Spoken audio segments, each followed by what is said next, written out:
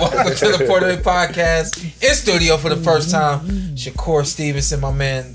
Happy to have you in the studio, big dog. What's good? Well, what's good? It's Sunday, man. What we doing? What are you working on Sunday for? I ain't gonna lie, I can't stop working. It's like I'm not the first person to tell you to take rest, right? Nah, everybody tell me that, but it's like it's an addiction right now. It's like I can't. Yeah. I gotta go get it. And I know you said, you know, the quick move you made to London kind of messed up your training a little bit, your cycle, you know what I mean? Yeah, it kind of like put me on a different time zone. Mm-hmm. Like I was kind of on London time zone when I got back. So now it's like I feel like I gotta make up for certain. Did you get some good sparring while you were over there? Yeah, I sparred some kid named Sam Noakes. Okay. Yeah, a strong kid. Okay. Yeah, go ahead, fellas. He late, so I'm still trying to let that go. It seemed like you're wrapping up camp in Vegas. Why Vegas, man? Honestly, I had some of the best performances of my career training in Vegas, and it's a lot of good sparring. It's a lot of young, hungry lions that all hungry and want to get in the ring with you and be so eager to spar you. So I like Vegas. Okay. Talking about young, hungry guys, obviously that your opponent fits that billing. Kid Austin, young and hungry. A lot of people feeling like you're going to win this fight because of a gap in experience and really skills. But do you feel like, does he pose a threat at least in terms of athleticism and speed? Do you feel like you've really faced fighters who could match you in those areas? Just God-given gifts, athleticism and speed. And is he an interesting threat from just that perspective alone, even if he doesn't have the experience and the skills just as an athlete? I don't look at it like the athleticism. I don't look at the speed that you were talking about. Honestly, the only thing that really makes him a threat is his style, I guess. Like the awkward style, the offbeat rhythm, the jumping in, off timing that you don't really pay attention to. So you just gotta be more prepared for that. But truthfully, I'm levels above this kid, so I'm gonna show it. What did they know y'all been in the ring together? What do they feel they have done so well against you that makes them feel like, on fight night? I got a feeling it's power. I feel like they think that they're gonna clock you with an 8-ounce glove, and that's gonna be what does it for them. But like I always tell people, you gotta get there. What's your percent? Like hitting you was like 7% of a fight or something crazy like that. What do they think is the key? I think you gotta know, so don't front. Like I know what it is. Like I know exactly what it is. I think it's delusion. I think as a fighter you gotta. I think it's just flat out delusion. I mean, if you've been in the ring with me, how you just say he been in the ring with me, right? Yeah. He didn't see nothing when he was in the ring. Yeah. He didn't get out that ring and be like, oh, I think I could beat him because he got out the ring and said I was the greatest fighter he got in the ring with. That was his exact words. He DM'd me, said, bro, you better than everybody I ever seen, this, that, and the third. So he remembered how that sparring went. He remembered what happened. But I think fighters nowadays, they gotta be delusional. And I think he's a delusional little kid. His dad is pretty delusional. And they telling themselves things to hype themselves up, but I read between the lines. They always speaking about the power, the pressure, getting you out the comfort zone. All these little things they say they know that will work against you. Like I said, delusion. Delusion. I mean, honestly, I feel as though I'm stronger than him. Oh, I don't feel like he's stronger than me. Yeah, I feel like he wants to be physical that fight. I think that people get it confused with me having hand problems and stuff like that throughout my career, but I think truthfully I'm a stronger fighter than he is. Even with him being a 135-pounder naturally, you starting at 126 pounds. Why doesn't that mean he's necessarily a stronger fighter? Because I'm a man now. I'm not like no little kid no more. Like truthfully, I feel as though we talking about punching. I think that the sleeper is that people think that they could get in there and not get hurt with me. Or when you see guys fight me, these guys is very respectful. And people don't ask themselves why are they being respectful to him. A guy like Edwin De Los Santos, he was very respectful, and he's a powerful fighter. He's a strong fighter, good fighter, but he was respectful, right? That's what I think. I think a lot of people don't realize how strong I am.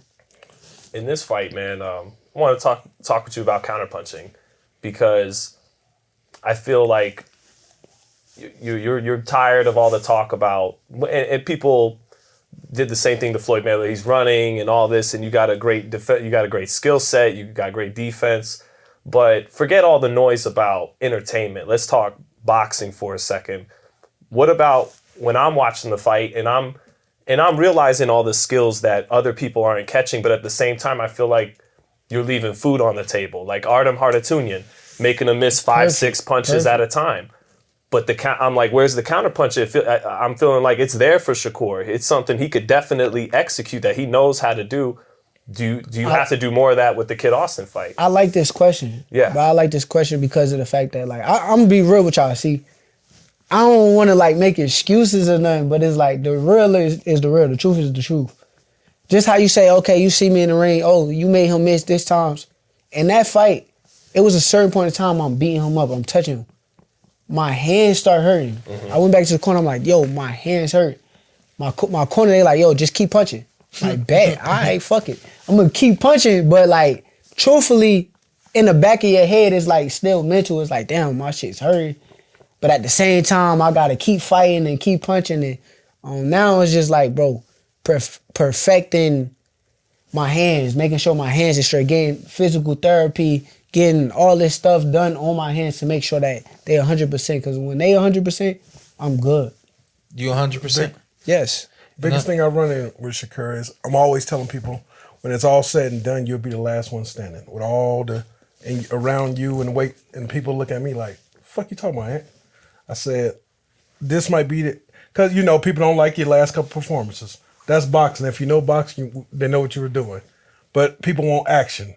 We live in different times where people want to see action and see greatness and all this stuff and different.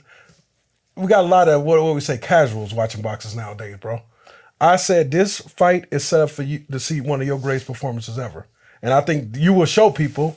But a lot of people, they don't see what I see when I say, when it's all said and done, I feel like you'll be the last one standing. You know what action is though? Like, action is like, say I go in the ring and in like the first 2 rounds, a guy hit me with a good punch, and the fans and the crowd and everybody at home would be like very excited, like, oh snap, let's see, like if I buckle, if I get hurt, let's see how he react. Like that would be action packed, and then after the fight, everybody would say, oh, it was this. But the issue with me is I'm so dominant. Like I'm dominant. I don't have scares. I don't have trouble. I go in there, I beat you 1, 2, 3, 4, 5, and it just get easier and easier the whole time. So like, I think just like how good I am, I think it's a gift and a curse. Yeah. That's what I think. All right. Hey, y'all got your answer. Stop asking me. But Okay. February 22nd, it's going to be a hell of a fight. Hopefully this kid comes in there to fight and put on the show. All right, let me ask you this. I was at his last fight, and while the fight was going on, they kept showing the tweets that you was putting up. Very disrespectful. Against Giron, right? I said, man, I'm gonna send a tweet like I want them to put want to see my name on the screen. You know what I mean? Right. Tell me what you thought about the fight. I know I saw some of the tweets. I don't remember them now, but tell me what you thought about the fight as a whole. And is he gonna be better because of that fight, or do you expect the same, a similar Floyd Schofield on Fight Night against you? I think it's just different styles, but in that fight, I think that from what I remember, I know a lot of people was giving his punk ass daddy a hard time. But I think his dad was kind of telling him good shit. He was telling him to keep him outside and box. And he was trying to get his son to be more disciplined. Yes, because he knew the danger that possessed it with the dude that he was fighting, and the dude was kind of like bait him into a fight, get him to engage and get him into a fight. And his dad kind of was telling him the right instructions, but I think the kid kind of still don't even listen to his dad. So, kid got a mind of his own, and come fight night, he's gonna have a mind of his own. You think you don't think that fight, getting hit, that whole little turnaround situation, I felt like it was Going enough. 12. It was enough bad. Did he go 12 or 10? I think it was 12. It went 12. Yeah, 12. It went 12. Y'all sure it wasn't a 10-rounder? It was supposed to be a 10-rounder. I thought it was supposed to be an 8, and then it was 10. Went 12 rounds. For real? Yeah. Went 12 rounds. Okay. But I think it was enough. As I have experienced, even in wins, when enough bad stuff happened in a win, it'll stop you in your tracks. Like, yo, I can't do that no more. I gotta fix this. I gotta fix that. Do you think between all of the backlash that he was getting from, people saying you weren't listening to your dad and all this and that, you don't think that's enough for him to learn a lesson? Nah, I think he learned the lesson maybe, but you gotta realize 22. These fighters gonna be these fighters. The same thing you see in the fights before, they gonna do the next fight saying the same old habits they got. You could clearly see that this kid, he wants to engage. He wants to get in the back and forth fight. That's what he wants to do. So his dad could try to slow him down, but I think who he is gonna be the reason why he get cooked. I was in Albany, New York over the weekend. I went up there to see Mozzie fight. Mozzie did a good job. He got a win the other night. But it was topic of conversation at breakfast. And I said, Shakur just needs a dance partner. Nobody has been able to keep up with his dance moves, and it looks so one-sided. And he's not going to abandon who he is just because you can't keep up with him. What about this dance partner? I feel like you got somebody in front of you that's going to really expose how elite you are. I mean, we'll see come fight night. Yeah. Because, sometimes you never know. The guy that y'all may see and think he may be a good dance partner, he may be just easy work, just like everybody else. So, come fight night, you'll be able to find out, how good he is or who he is. And I don't know. I can't judge from what I saw already. I don't see. And what's the percentage you got on this fight? 75-25. Okay. What about you, It's about the same, 80-20. I'm 60-40.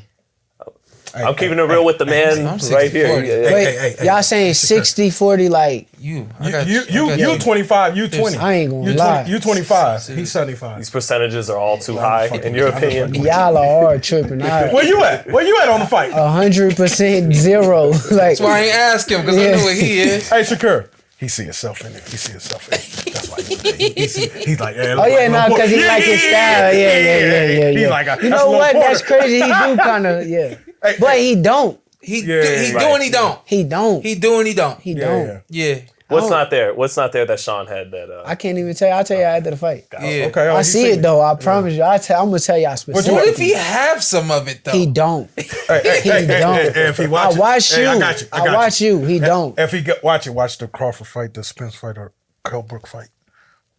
Nah. It's not him. Because them was still competitive, hard. Oh, you fight. said it. Nah. He said it ain't gonna. Nah, we not into that. Those was I think his only chance of making it really competitive with you and giving him a chance to win, he has to make something happen early. He has to get you early. uncomfortable. Land something. Yeah, Right? yeah, early. Good luck. Before you download the data, Good luck. as they say now. Is this? Do you want to be Schofield Jr. or Schofield Sr.?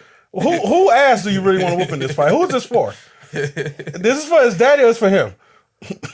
I think it's for both because he his dad do all the talking. Yeah. But if you see his demeanor, while his dad talking, He's pay co-signing attention. it sometimes. Yeah, he really think he the shit. Okay, because he seemed like a good kid. So that's a I good read kid. between the lines. See the little smirks he made. See the little I mean, after he got out the ring, he goes, "I'm coming for your spot, Shakur." Hey, yo, listen, he said it. Before he really got heavy, started calling you out and we want that fight, were you a little worried that you didn't know, did you have an opponent in mind or anything? Or, I never even looked at him like he was going to be one of my opponents. Yeah. I didn't see this in my brain, but it's I want to make the fights the fans want. So, I'm one of them guys okay, you keep calling my name, I ain't just going to shut up and act like you don't exist. Keep saying it. I bet. Now I'm going to answer the phone call. And even the other people, I ain't going to put everybody on blast, but people didn't want this fight. This was a fight people didn't want. It was me. It was come on. Because he was talking. Yeah, and then nobody else wanted to fight. Zepeda start faking the hand. That's why I was asking if you was there any other fight out there. Zepeda. Were you a little worried? Oh yeah, I forgot about the Zepeda. Yeah, fight. Zepeda, but he kind of got scared, and once he got scared, it's all right, already told Schofield, I'm going to backtrack and come get you if Zepeda don't take the fight. And now I'm standing on business. So someone in the business got on me about liking the fight with you and Kid Austin. I like it because it's youth. Yeah, he's unproven at this level and everything. He's young and hungry, so I like the fight. And he goes, how could you like this fight and then call Tank and Lamont Roach underwhelming? Lamont is a world champion and everything. And so how would you honestly assess it? Who is facing the tougher opposition in their next fight? Tank or you? I don't know. It's a hard question to answer. I know that because with this kid, it's like it's a question mark. You don't really know how good he is, what he can do. I remember like when I was that age, I was hungry. Like I trained super hard. I wanted to become champion. Like I would have did whatever to become champion. So you don't know. It's a question mark. But as far as like Lamont, I think Lamont a hell of a fighter. I think the fans not giving him enough credit. And I think that's what it come with though. You know, once he fight and if he go out there and do his thing, I think the fans will really like credit him a little bit more. Well, Tank said he has timing and power, Lamont Rose. So he, saying Lamont a good fighter. Yeah, real good fighter. You got any experience with Lamont? Yeah, I had him in the when I got ready for Oscar Valdez. Okay. He was my sparring partner. Yeah.